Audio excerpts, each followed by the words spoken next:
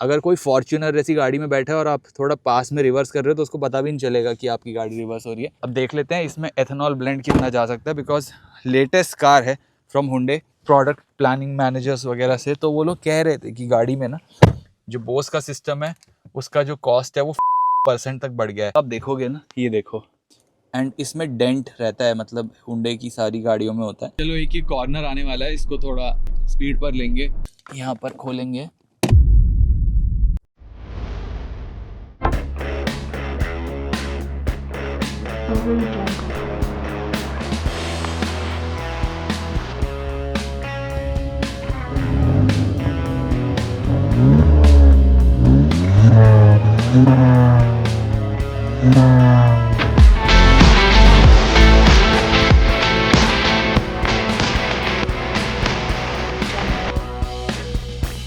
तो इस की से स्टार्ट करते हैं, and I think under 20 lakh rupees में ना इससे बेटर की नहीं मिलती होगी आपको किसी भी गाड़ी में। ये हुंडई वेन्यू एन-लाइन की जो की है, इसमें आपको यहाँ पर अनलॉक, ये आपका होल्ड करोगे तो इससे आपका इंजन स्टार्ट हो जाएगा।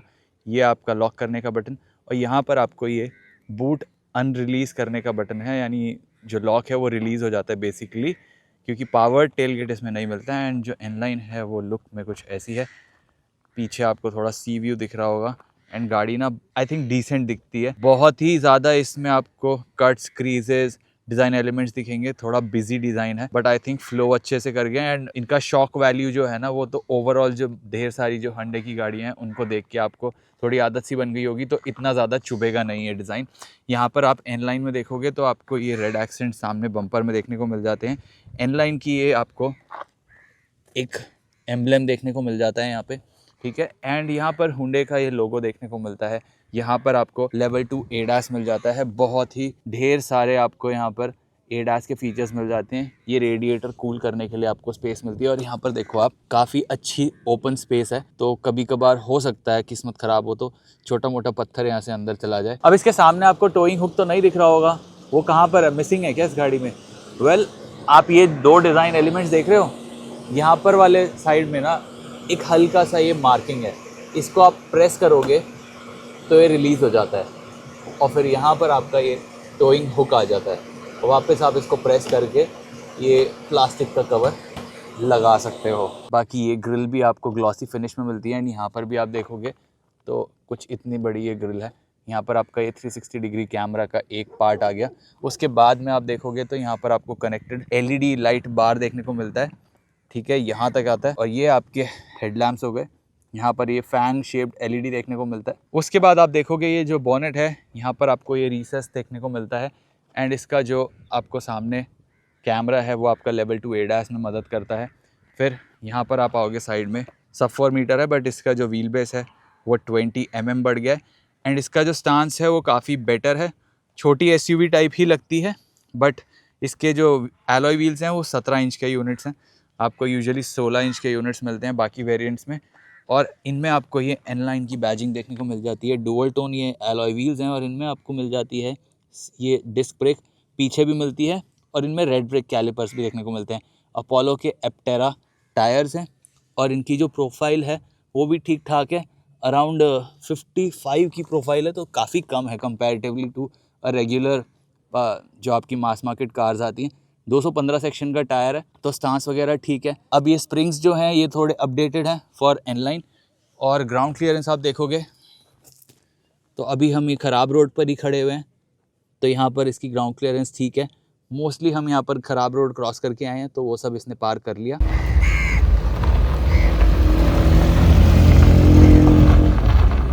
और अब साइड में देखोगे तो रेड कलर की आपको ये स्ट्रिप्स देखने को मिल जाती हैं, थोड़ी स्पोर्टी टच ऐड कर देती हैं। साइड में आपको ये रूफ रेल्स भी देखने को मिल जाते हैं। फिर पीछे की तरफ भी आपको ये रेड ब्रेक कैलिपर देखने को मिल जाता है ऑन द डिस्क ब्रेक। और रियर लुक कुछ ऐसा है। ये जो स्पॉइलर है ना, ये थोड़ा आफ्टर मार्केट लुक देता है। थोड़ा आपने देखा होगा जिमनी वगैरह में लोग लगवा लेते हैं करोल बाग से, एकदम वैसा ही देखने को लगता है ये भी। एंड ये आपकी टेल लैम्प्स हैं, ये आपके टर्न इंडिकेटर्स कुछ ऐसे स्टार्ट होते हैं, काम करते हैं। रियर में भी आपको ये स्ट्रिप्स देखने को मिलती हैं। एंड देन आपका जो ट्विन एग्जॉस्ट पाइप है वो यहाँ पे ऐसे आता है और बढ़िया आवाज़ करता है। स्टांस अच्छा है। जो टायर्स की विड्थ है वो गाड़ी के प्रोपोर्शन में अच्छी लगती है। यहाँ पर नीचे आप देखोगे तो ये आपकी रिवर्सिंग लाइट थोड़ी नीचे हो गई। अगर कोई फॉर्च्यूनर जैसी गाड़ी में बैठा है और आप थोड़ा पास में रिवर्स कर रहे हो तो उसको पता भी नहीं चलेगा कि आपकी गाड़ी रिवर्स हो रही है, बट मोस्टली कार्स में आजकल यही हो रहा है। यहाँ पर आपका 360 डिग्री कैमरा हो गया। यहाँ पर भी आपके पार्किंग सेंसर्स एक्सटेंड करते हैं। और एक बार अब बूट ओपन कर लेते हैं। यहाँ पर पीछे देखो आपको शार्क फिन एंटेना वगैरह तो मिलता है, रियर वाइपर एंड डिफॉगर भी मिलता है। और जो की है ना उसमें भी एक बटन है जिससे आप ये लॉक रिलीज़ कर सकते हो, वो सिर्फ अनलैच होगा। फिर यहाँ पर आपको ये 375 लीटर्स की बूट स्पेस मिल जाती है। ये एक कैबिन लगेज मैंने रखा हुआ है। आप देखो इसका साइज़, अभी ये ऐसे रखा हुआ है, अगर इसको थोड़ा ऐसे रखा जाए तो आई थिंक और थोड़े बैग्स यहाँ पर फिट हो सकते हैं। एंड इसके नीचे आपको मिल जाती है एक फुल साइज़ स्पेयर व्हील, तो वो अच्छी बात है।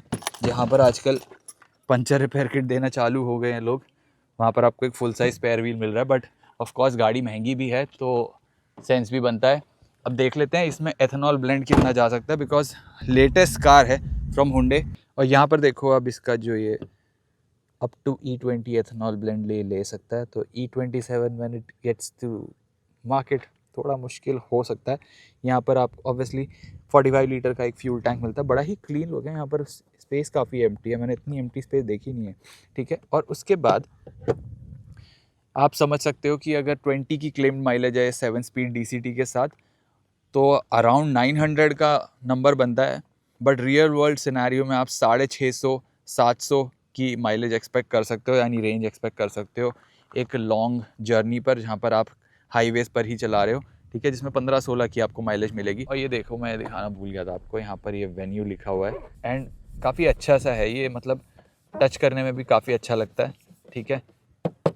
एंड गंदा भी नहीं होगा, ऐसा नहीं लगता मुझे कि ये कोई स्मज मैग्नेट है। ये ज़्यादा थोड़ा ग्लॉसी है, इसमें स्क्रैचेस वगैरह ज़्यादा आएंगे, जो स्वर्ल की मार्किंग्स आती हैं ना वो, बट यहाँ पर नहीं आएंगी। ये तो अच्छा मटेरियल है, मेरे को बढ़िया लगा ये। अब मैं आपको अंदर लेके चलता हूँ, ठीक है, और अंदर दिखाते हैं कितनी स्पेस है। तो एन लाइन में आपको देखो ये डार्क अपॉल्स्ट्री मिल जाती है, यहाँ पर ये लेदरेट फिनिश के साथ आती है। जो आपको रेगुलर वेरिएंट्स हैं उनमें थोड़ी लाइटर कलर का इस्तेमाल हुआ है। एंड यहाँ पर आपको ना ये प्रॉपर रिक्लाइनिंग सीट्स मिल जाती हैं, ठीक है। ये वाली जो सीट है ये एकदम रियर मोस्ट रिक्लाइन एंगल पर है, ये इसके फ्रंट मोस्ट रिक्लाइन एंगल पर है, तो डिफरेंस आप देखो इतना मिल जाता है। और यहाँ पर आपको ये सन ब्लाइंड्स मिल जाते हैं, जो ऑफ कोर्स बड़ा ही प्रीमियम फीचर ऐड कर देता है और प्राइवेसी में हेल्प करता है। और यहाँ पर ये सॉफ्ट टच लेदर मटेरियल है, कॉन्ट्रास्ट रेड स्टिचिंग है एंड ये अच्छा लगता है टच करने में। ये प्लास्टिक है बट इसकी क्वालिटी अच्छी है, ठीक है। यहाँ पर भी देखो ये अटेंशन टू डिटेल देखो, ये अच्छा है। उसके बाद आपके जो डोर पॉकेट्स हैं, यहाँ पर एक 1 लीटर की बोतल तो आराम से आई जाएगी। और बोस का जो सिस्टम है ना, मैंने बात करी थी प्रोडक्ट प्लानिंग मैनेजर्स वगैरह से, तो वो लोग कह रहे थे कि गाड़ी में ना जो बोस का सिस्टम है उसका जो कॉस्ट है वो 50% तक बढ़ गया है। तो जो ऑडियो सिस्टम है, एम्पलीफायर वगैरह है, वो अपडेट किया है। तो ऑफकोर्स क्वालिटी कैसी है वो मैं आपको आगे जाके दिखाऊंगा, बट उसमें बहुत ज़्यादा काम किया गया है, तो लेट्स सी। उसके बाद हम देख लेते हैं ये जो हेडरूम है, एंड ये स्कूप्ड आउट भी है, दैट्स वाई इसमें हेडरूम इतना अच्छा है। हेडलाइनर की क्वालिटी भी ठीक ठाक है और मेरी हाइट 5'9" है, तो डिसेंट हेडरूम है, नॉट अ प्रॉब्लम। अगर आप 6 फुटर हो तो भी बैठ सकते हो, तो देखो वो अच्छा काम हो गया है यहाँ पर। उसके बाद ये फोल्डेबल आर्मरेस्ट है 2 कप होल्डर्स के साथ। एंड यहाँ पर आप देखोगे ना, ये देखो किया की गाड़ी, ठीक है, यहाँ पर आपको मिल जाता है ये किया का लोगो, ऑफ कोर्स फैमिली बैजिंग वगैरह। सेंटर में कुछ भी आपको ये एडजस्टेबल आर्म हेडरेस्ट वगैरह नहीं मिलता है। एंड आपका सनरूफ थैंकफुली सिर्फ वहीं तक एडजस्ट होता है, बट इंडिया में चाहिए सबको यहाँ तक पैनोरामिक सनरूफ, जो आपको किया की उसमें मिल जाता है, सिरोस में। उसकी तो रियर सीट्स में भी आपको वेंटिलेटेड सीट मिल जाती है, जो यहाँ पर मिसिंग है। यहाँ पर आपको 2 टाइप सी सॉकेट मिल जाते हैं और ये AC वेंट्स मिल जाते हैं। ये सीट्स में आपको कोई सीट बैक पॉकेट नहीं मिलती है, बट ये स्कूप्ड आउट है, तो आपका नी रूम देखो काफ़ी अच्छा हो जाता है एंड फुट स्पेस भी डिसेंट है। तो मेरी हाइट के पैसेंजर के लिए तो देखो आप अंडर थाई सपोर्ट वगैरह सब ठीक है। तो आई थिंक यहाँ पर जो 20 mm व्हील बेस बढ़ा है उससे काम काफ़ी बेटर हुआ है। शोल्डर विड्थ आई थिंक बहुत अच्छी नहीं है, हट्टे कट्टे पैसेंजर बिठाओगे तो कंफर्टेबली 2 ही जा पाएंगे, बीच में एक बच्चा बैठ पाएगा। एंड बच्चे के लिए आपको ये जो ट्रांसमिशन टनल है वो काफ़ी नीचे है, तो उसके पैर वगैरह ज़्यादा प्रॉब्लम में नहीं रहेंगे। उसके बाद हम चलते हैं आगे की तरफ, क्योंकि यहाँ पर हो गया है अपना काम ख़त्म। मैं आपको दिखाता हूँ इसका जो ऑडियो सिस्टम है वो कैसा काम करता है।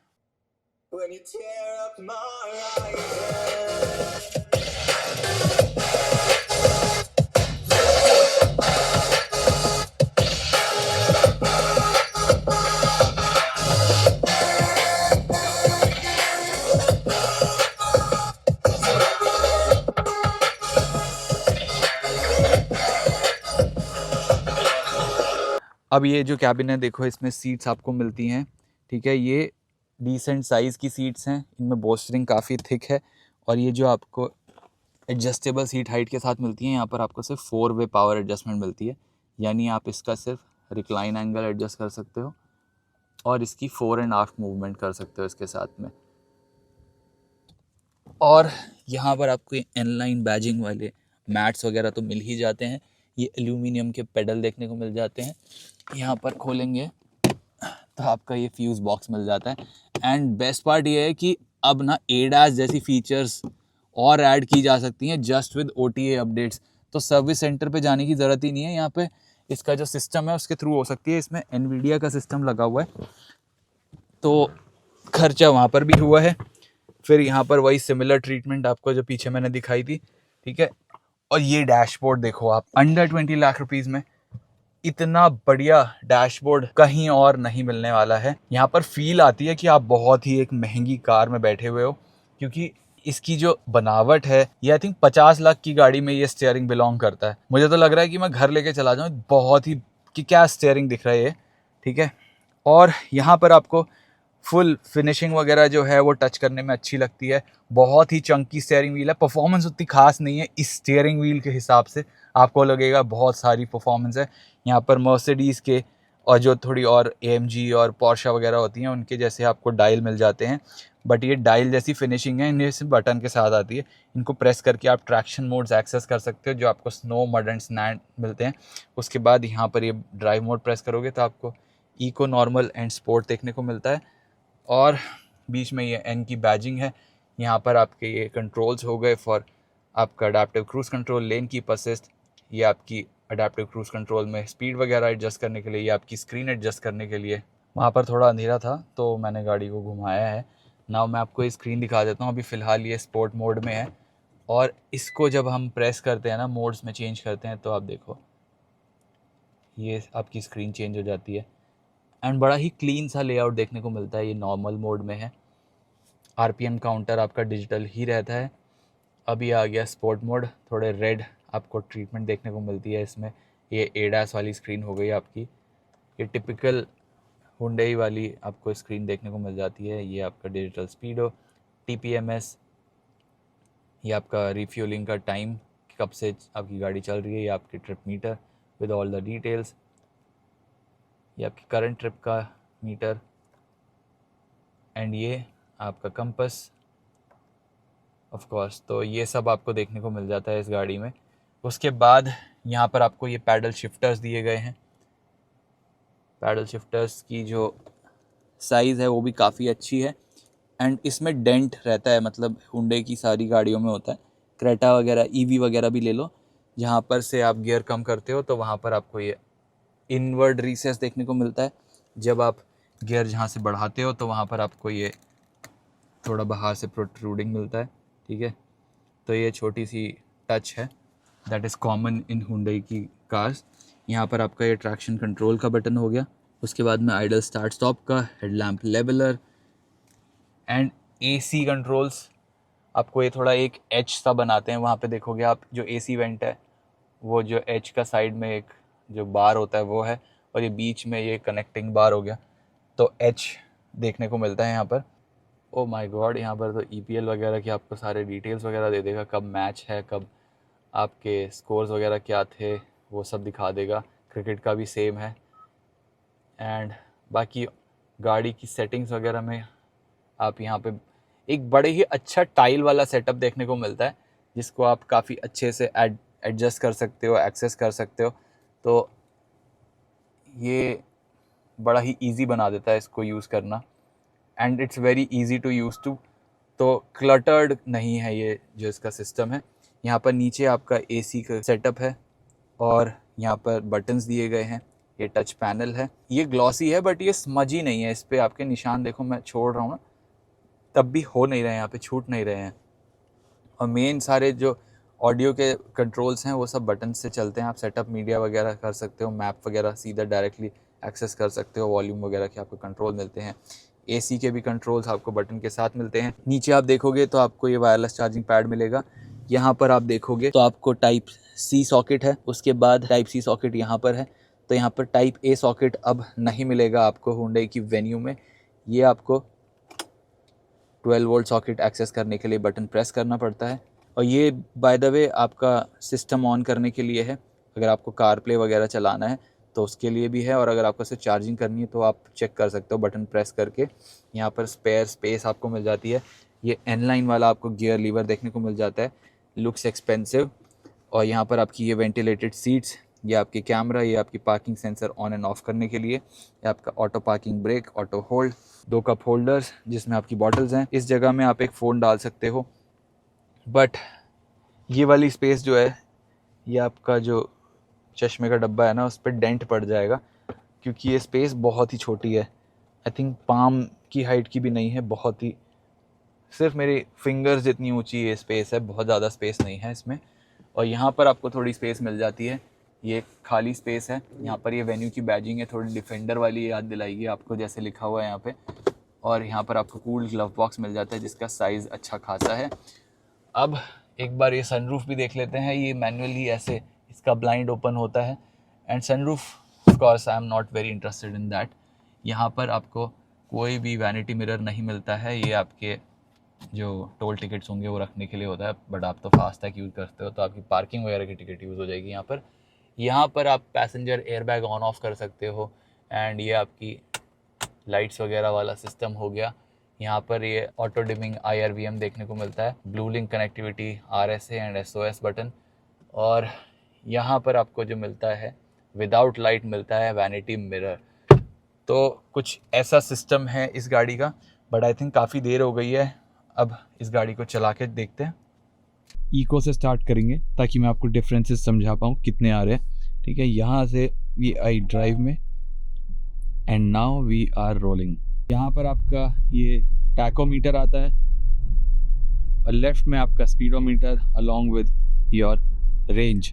ठीक है, अब ये जो हमने रंबल स्ट्रिप क्रॉस करी ना, उससे पता चलता है कि इसका जो सस्पेंशन है वो थोड़ा स्टिफर साइड पर है और इसकी वजह से ये थोड़ी ना बिग कार की तरह राइड करती है। अभी जो रोड्स वगैरह हैं इस पर मैं सिंपली क्रूज़ करना चाहता हूँ 65-66 की स्पीड पर, तो आराम से आप क्रूज़ कर सकते हो। जो स्टीयरिंग है बहुत ही ज़्यादा लाइट है अभी फ़िलहाल। सीधा मुद्दे पे आते हैं, स्पोर्ट में आते ही ये स्टीयरिंग एक्चुअल में टाइट हो जाता है।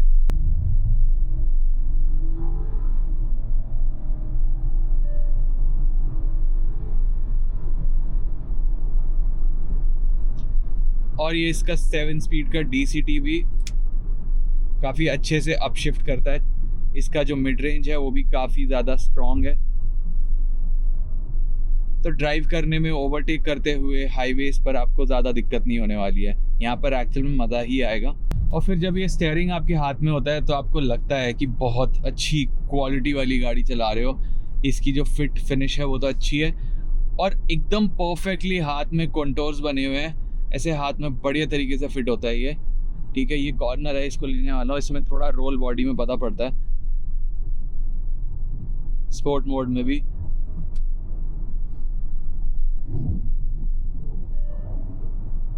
अब ये वाला कॉर्नर ऐसे ही लेंगे। अब जब आप 80 क्रॉस कर देते हो तब आपका टैकोमीटर ही आना बंद हो जाता है, जो राइट साइड में आता है यूजुअली जब आपकी वार्निंग आती है ऑब्वियसली, बट उसके बाद में वापस आ जाता है। अभी हम 86 पर हैं, 4th गियर में 3,500 RPM पर गाड़ी चल रही है, तो ऐसे में आपकी माइलेज बेटर हो सकती है। तो वो जो 20 kmpl का नंबर है वो थोड़ा अचीवेबल लगता है। स्टीयरिंग में देखो स्लैक फिर भी है, ये वे अप हो जाता है compare to eco mode, but slack यहाँ पर फिर भी है। ये एकदम टाइटली बहुत ज़्यादा किसी स्पोर्ट्स कार जैसा नहीं होता, बट इस प्राइस पॉइंट पर आपको जो मिल रहा है I think that's fair enough. चलो एक ही कॉर्नर आने वाला है, इसको थोड़ा स्पीड पर लेंगे। गाड़ी में रोल थोड़ा है,